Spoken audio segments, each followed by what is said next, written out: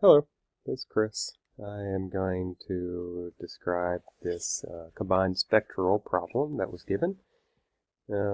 First thing to do is, given the chemical formula here, C5H10O2, it's a good idea to figure out the degrees of saturation or unsaturation, see if there's any double bonds within the structure. Is it a saturated hydrocarbon?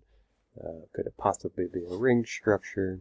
So to do that, as depicted over here, is the n times 2 plus 2 will determine how many hydrogens would be in a saturated molecule. And since there's 5 carbons here, 5 times 2 is 10, plus 2 is 12, would be your total hydrogen count in a saturated hydrocarbon. There'd be no double bonds or anything associated with that. Obviously, we see that there's only 10 hydrogens here. So further calculation, if you take the total saturated amount minus what you have and divide that by 2, we see that there is 1 degree of unsaturation, meaning that there's more than likely at least 1 double bond or possibly a ring structure. Pretty unlikely that there'd be a ring structure within this formula. So leaning more towards that there's a carbon with a double bond attached to it somewhere. Now that we figured out that there's probably a double bond within the structure itself, looking at the IR will help us determine functional groups that are present, whether it be alcohol, or carboxylic acid, or ketones, aldehydes, esters, anything along those lines. And then reviewing our carbon NMR and our hydrogen NMR will really help determine the structure of the molecule and then eventually develop into the actual proposed structure. So a lot of times what I like to do when given multiple spectrums is, once I've determined the degrees of unsaturation, quickly looking at the charts that were given, or the spectras that were given, just from a brief glance, just so I can start building a structure within my head and figure it out as we're going along, versus trying to take each piece individually and then adding them all together. But quickly I can see that there's sp3 CH stretching here. It doesn't look like there's any kind of alkenes. It doesn't look like there's any big peaks at 3100, 3200. That would indicate that there would be sp2 carbons, so this is probably sp3 carbons within the chain. This is a big indicator here. It's around that 1700 mark. Really good indication that the carbon double bonded to an oxygen. So I'm already thinking that at least we have some type of carbonyl group within this, and that's probably is going to be the origin of our degree of unsaturation related with this. And then further looking, you can see some other spectral peaks here. Probably another big indicator here that this is carbon bonded to an oxygen, so more than likely an ester is kind of what we're looking at here. Quickly overlooking the carbon NMR, we can see that there's 4 shifts. There's 5 carbons, so there's probably a little bit degree of symmetry within this molecule. And then kind of this other one far down off the spectra at that 180, 200 mark, looking at aldehydes, ketones, esters, something that's some type of carboxyloid that's carbon bonded to that oxygen, pulling that shift very far downfield. The sp2s would be in this region, which would coincide with 1 degree of unsaturation, and then this carbon double bonded to this oxygen here is more than likely going to be that. And then all these sp3 carbons down over here. And then quickly looking at our hydrogens, kind of the same thing where, we see this one far away down here, downfield, more than likely it's going to be attached to our carbonyl carbon, and then the other carbons built in and filtered in through here. This 6 hydrogens, I quickly think that probably is where our symmetry is going to come from. Probably 2 CH3 molecules bonded to a single CH. But let's dive into it a little bit deeper and discuss as we go through here. So, circling back to the IR spectrum, like we kind of discussed earlier, that we can see that this very sharp peak here, that 2950 mark, is going to be associated with our sp3 carbon hydrogen stretching. There's no indication that's an alkene or an alkyne. There's no bumps over here, that 2300 that would indicate that there's any kind of triple bonds going on in here. There's no big broad sweeping peaks here that would indicate that it's alcohol, or big broad peaks over here that'd be a carboxylic acid. Like we referred to earlier, this main peak here would be our carbon double bonded to the oxygen, and that 1150 to 1200 range would be our carbon bonded to our oxygen. So knowing this, we can see that both of our oxygens have been accounted for, more than likely, which would be our ester. So our carbon double bonded to the oxygen, which would be bonded to the oxygen, carbon single bonded to an oxygen. And then the other carbons within that chain, since that's one carbon, we would have 4 more carbons to try and figure out how the structure is formulated. But we know from our IR spectra that we do in fact have an ester functional group. Once we have this information, we like to go down here into our IR frequency or functional group chart here. As you see, here's that 2980 frequency, which indicates our CH stretch of our sp3 carbons throughout. Our 1740, it's very common that would be associated with the carbon double bonded to an oxygen stretch, and then that 1150, 1210, the carbon single bonded to oxygen stretches.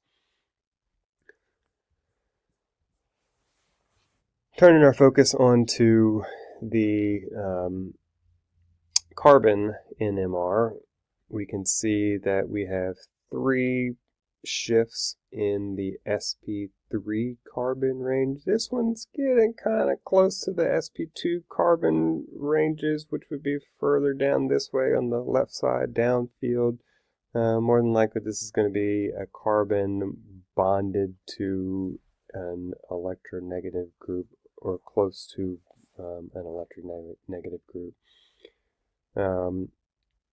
This would be more than likely a methyl group, so CH3, probably a CH, and then probably a CO group here, and this is definitely our carbonyl group, our carbon double bonded to our oxygen. And reviewing our chemical shifts for our carbon NMR, that 20 would be associated with that methyl group, the CH, the carbon bonded to that oxygen, that's being the electronegativity of the oxygens making the shift pull further downfield, and then our carbon double bonded to our oxygen really pulls that shift very far downfield in the characteristic range of our carbonyl group. Aldehydes would be even further up past like 210s, 220, somewhere around there. So we can rest assured that it's definitely not an aldehyde or a ketone, but our carbonyl group for an ester fits nicely within this carbon NMR.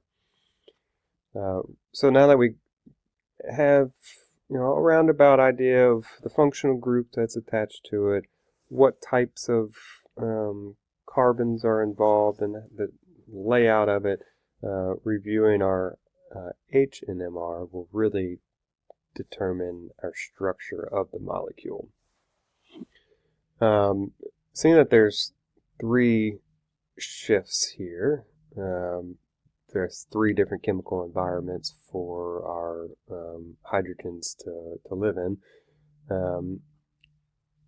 In addition, reviewing back to the carbon, there's 4 shifts here, there's 5 carbons, there's some type of symmetry within this molecule that we know of, and goes the same way with here too. So the 6 hydrogen, we'll start there. There's 6 hydrogens within this peak. We can see that it's a doublet, meaning that a coupled carbon has a single hydrogen attached to it. So with that idea, with 6 hydrogens, I'm thinking that it's more than likely 2 methyl groups that are attached to a carbon that has a single hydrogen attached to that one carbon. It's being pulled a little further downfield than if there is no electronegative atom within the molecule. If there was no electronegative atom, it would probably be closer to that 0.9 range. But because there is an electronegative atom, which is causing it to be pulled further downfield. Next, at that 2.6 range, we have a single hydrogen that has a multiplet attached to it. So we got multiple carbon probably on either side of this carbon hydrogen here that has multiple hydrogens that are coupled to it. It looks like it's probably 1, 2, 3, 4, 5, probably 7. There's maybe little bumps right here. 7 would make more sense, being that it would probably a carbon with a single hydrogen with a splitting 2 methyl groups on either side of it would make sense. So filling in our shift down here, with that first shift at 1.2, get the integration at 6. It's a doublet, which fits nicely with a methyl group attached to a carbon. And then this carbon is probably attached to some other carbon that has already four bonds to it. No other hydrogen more than likely attached to that. Second one, it would be at 2.6, that one hydrogen multi-B. So building out that structure, here's that hydrogen that we're looking at, the shift. It's a single hydrogen with 6 hydrogens coupled to it, which would be this structure here. And then lastly, that 3.7 range here, we got 3 hydrogens. So I'm thinking a methyl group attached to some very electronegative atom, seeing that we're pulled very far downfield, and that peak is not split by anything, so it tells me that the coupled atom does not have any hydrogens attached to it. So this right here, I'm thinking, is a methyl group attached to an oxygen atom, and that fits with this type of interpretation of the structure here. That is pulled very far downfield. We got 3 hydrogens.